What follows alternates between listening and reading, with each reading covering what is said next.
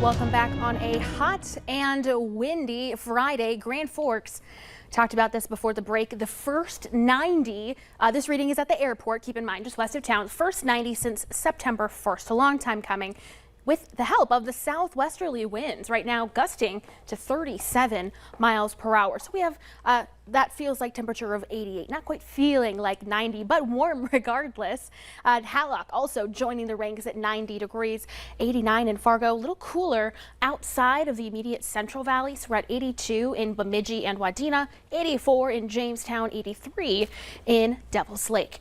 The wind has been a talker today, especially across eastern North Dakota and again right through the Central Valley where winds have been strongest. It's gusting to 41 miles per hour in Jamestown, gusting to 35 in Hallock, 22 mile per hour gusts in Detroit Lake. So breezy, but not quite as gusty for folks in Minnesota.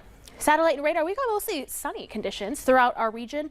It's out to the west again, just like yesterday, that we're seeing a line of some rain and some thunder shower activity, and that's about where it's going to stay. Here at home, we're just expecting windy conditions, a few clouds building in, and through the overnight hours, can't rule out a quick hitting shower or thunderstorm through the Devil's Lake Basin, but that moves out relatively quickly. And we're waking up to our Saturday to quiet and dry conditions.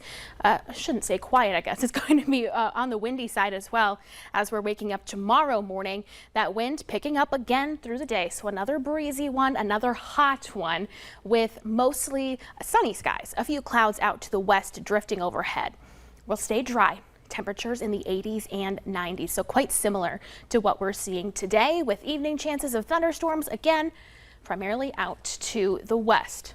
As for the rest of our weekend, hot and windy is the name of the game. We've been talking about it for a couple of days. Sunday evening is when we start our more active pattern, chance of some thunderstorms moving in from the west.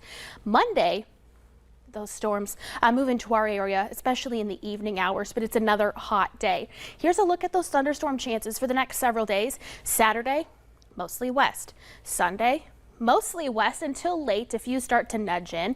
And then Monday is our best chance here across the valley to see that thunderstorm activity. And then again, Tuesday, Wednesday, Thursday, a couple days.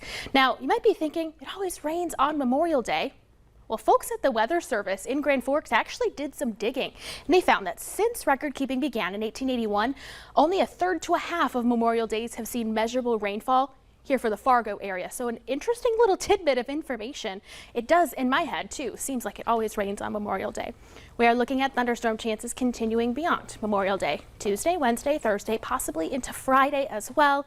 And then, Bobby, we break our stretch of 90s and cool down into the 80s. That's it. At least we're not breaking it, and because we're going to triple digits, we're going back down to the 80s. Yeah. But triple digits probably on the way.